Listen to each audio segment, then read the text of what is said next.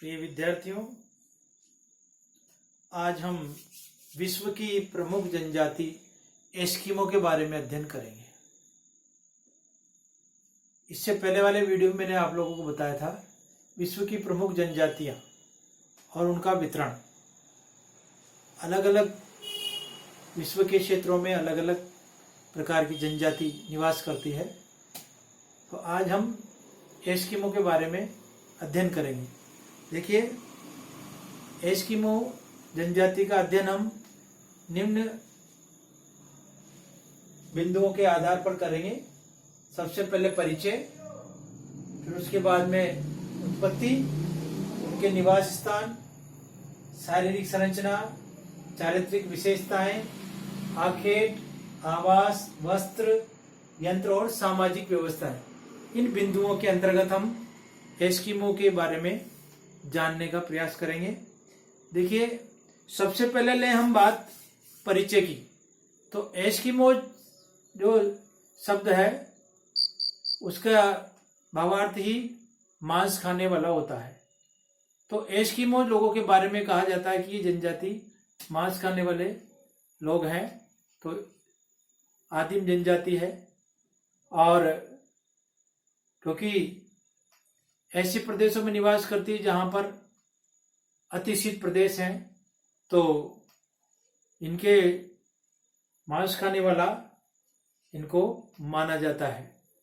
हम बात करें उत्पत्ति की, तो अधिकांश विद्वान एस्किमोज को कनाडा क्षेत्र से ही इनका उत्पत्ति मानते हैं, लेकिन कुछ विद्वान इनको साइबेरिया का मूल निवासी बताते हैं। इनके शारीरिक गठन, चारित्रिक विशेषताएं, इनका रंग रूप इत्यादि को देखते हुए, पुरातात्विक विशेषताओं को देखते हुए इन्हें साइबेरिया का निवासी बताते हैं। तो इस प्रकार से इनकी उत्पत्ति कनाडा से या साइबेरिया से मानते हैं। अब हम बात करें निवास, एस्किमोज के जो निवास है, तो हम लोग एक मानचित्र के माध्यम से समझेंगे एस्किमोज के निवास क्षेत्र।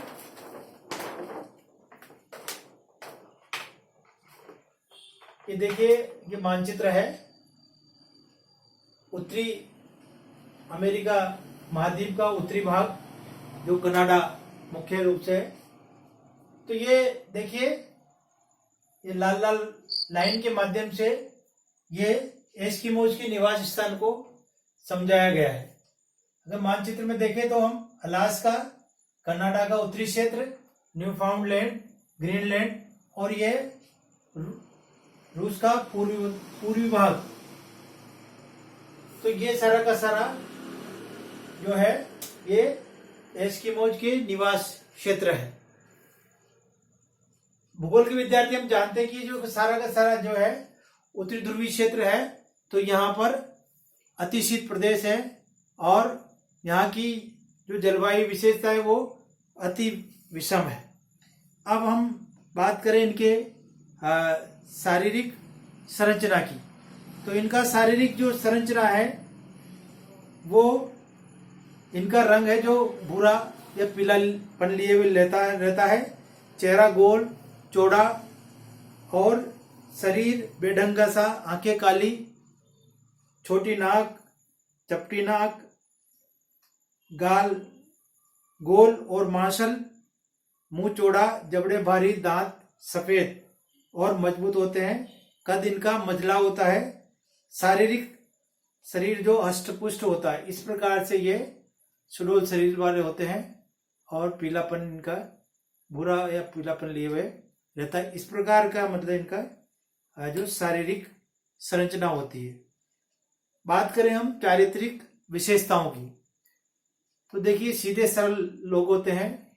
विषम से विषम परिस्थितियों में भी ये अपने आप को स्थिर रखते हैं, संयमित रखते हैं, घबराने वाले नहीं होते हैं, बहादुर होते हैं और बड़े हंसमुख और प्रसन्न चित्त रहते हैं, निर्द्वंद रहते हैं।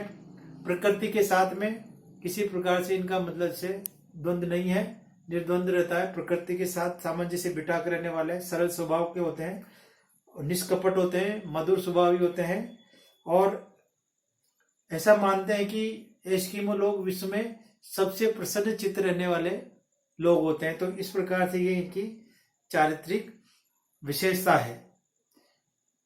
अब आते हम आखेट पर। देखिए, एस्किमोज का जो है जीवन आखेट पर ही निर्भर करता है। इनकी पूरी की पूरी जो अर्थव्यवस्था है वो आखेट पर ही निर्भर करती है। आखेट ही इनकी अर्थव्यवस्था है। ये लोग सभी ऋतुओं में आखेट करते हैं और आखेट के माध्यम से ही इनका जीवन चलता है।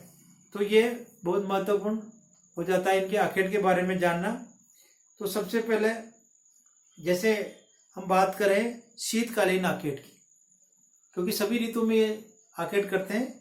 तो शीतकालीन आखेट, तो शीतकालीन में ये लोग तटवर्ती इलाकों में निवास करते हैं, क्योंकि इस समय शीत ऋतु में तापमान है जो बहुत अत्यधिक डाउन चला जाता है, नीचे चला जाता है, क्योंकि यहाँ पर जो जलवायु कंडीशन है बहुत विषम है और -46 डिग्री सेल्सियस के करीब तापमान पहुंच जाता है। गर्मियों में भी तापमान है जो मुश्किल से 0 डिग्री से थोड़ा ऊपर बढ़ पाता है और कभी भी तापमान 10 डिग्री सेल्सियस से ऊपर नहीं जा पाता। तो इस प्रकार की विषम परिस्थितियां जिसमें ये लोग अपना जीवन निर्वाह करते हैं। तो शीतकाल में जब ये आखेट करते हैं तो बर्फ में छिद्र बनाकर और सील मछली का ये लोग शिकार करते हैं। तो जब सील मछली शीतकाल में सांस लेने के लिए उन छिद्रों में आती है तो ये अपने हथियारों से, भालों से ये उसका शिकार कर लेते हैं। जो इनका महत्वपूर्ण जो हथियार है हार्पून, उसको उसके माध्यम से ये लोग उसका शिकार कर लेते हैं। तो जो ये इस तरह का जो शिकार करते हैं एक छिद्र से के माध्यम से, वो माओपाक कहलाता है। माओपाक ये शिकार के नाम है। इसी तरह से जैसे कई बार ये 2 छिद्र बनाकर भी और सील मछली का शिकार करते हैं, तो उससे कहते हैं ऋतुपरक। माओपाक और ऋतुपरक ये 2 शीतकालीन आखेट है जिसमें ये सील मछली का शिकार करते हैं। अब बसंतकालीन आखेट।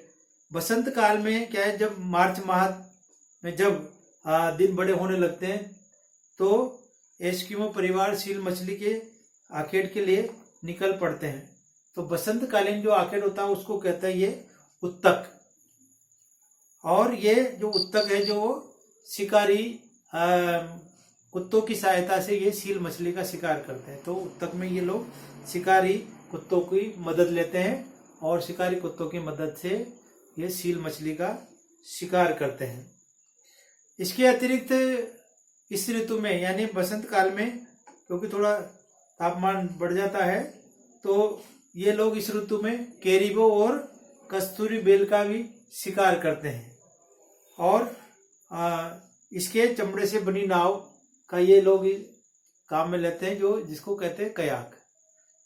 तो कयाक को ये आवागमन के लिए उपयोग में लेते हैं। तो इस प्रकार से बसंतकालीन आखेट उत्तक कहलाता है। और ये जो सील मछलियां का शिकार करते हैं तो इसमें शिकारी कुत्तों की मदद लेते हैं और फिर इसके अलावा ये कैरिबो और कस्तूरी बेल का भी शिकार करते हैं। अब आते हैं हम ग्रीष्मकालीन आखेट।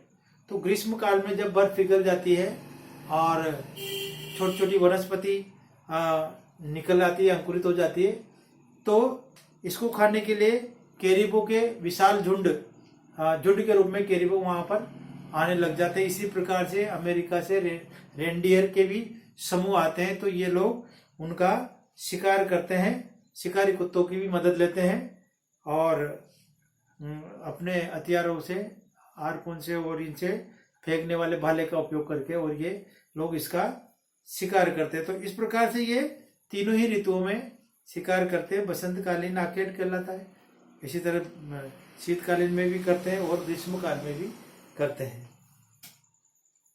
तो जैसे ये इनके जो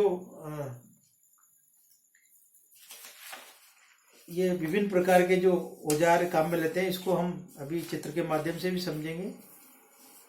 अब ये इनके आवास यानी घर,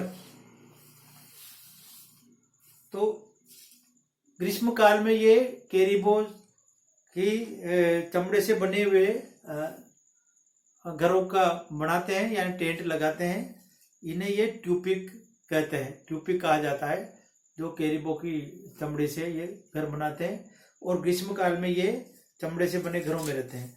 इसके विपरीत शीतकाल में ये बर्फ की शिलाओं काटकर गुंबदनुमा घर बना लेते हैं, जिसको इग्लू कहते हैं।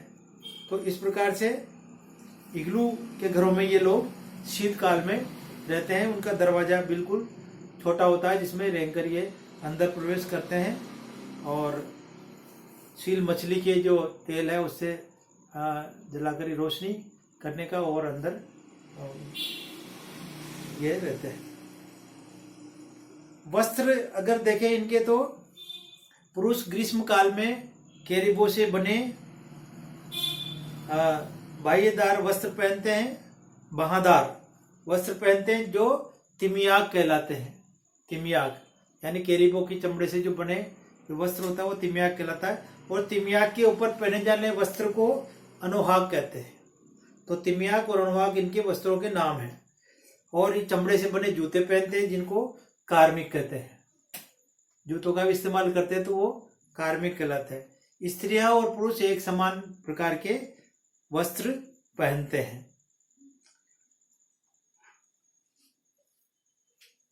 ये देखिए इनके जो आवास है, ये इग्लू जो बर्फ से बना रहता है, बर्फ की शिलाएं काटकर और इस प्रकार से गोल गुंबदनुमा ये बनाते हैं। एक जिसका छोटा सा एक घर मतलब दरवाजा होता है, इस प्रकार से ये इग्लू है। इसी प्रकार से जैसे अभी बात करें इनके प्रमुख जो यंत्र हैं, तो उनमें ये स्लेज गाड़ी, जिसको रेनडियर के माध्यम से खींचते हैं, इस प्रकार की होती है। एक और इनके जो औजार है उनको देखें हम, तो देखिए कयाक जो इनकी नाव होती है, और ये हारपून और फेंकने वाला भाला, ये इनके महत्वपूर्ण यंत्र और औजार हैं।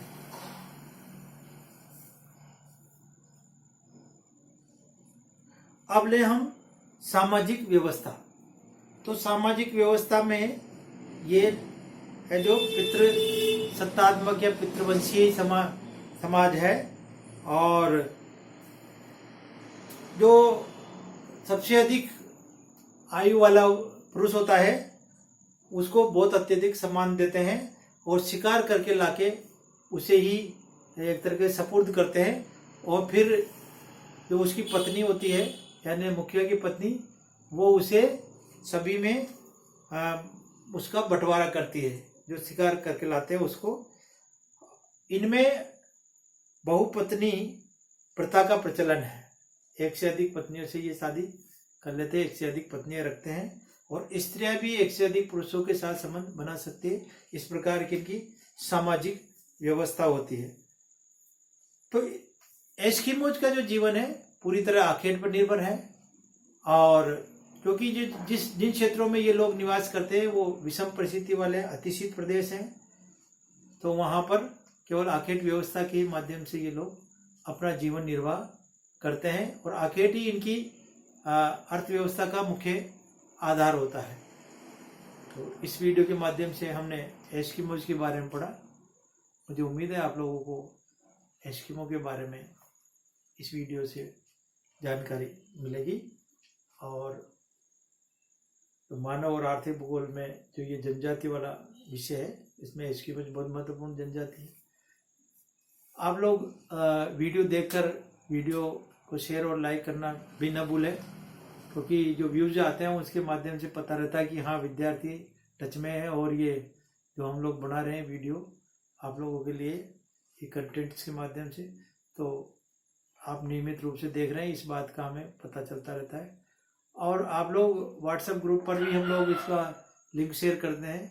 आप लोग अपने कमेंट्स भी डाल सकते हैं, ताकि यदि कोई आप लोगों को समस्या है और किसी विषय को समझने में दिक्कत आ रही है, तो आप लोग व्हाट्सएप ग्रुप में आप लोग अपना समस्या को शेयर कर सकते हैं, पूछ सकते हैं किसी टॉपिक पर। धन्यवाद।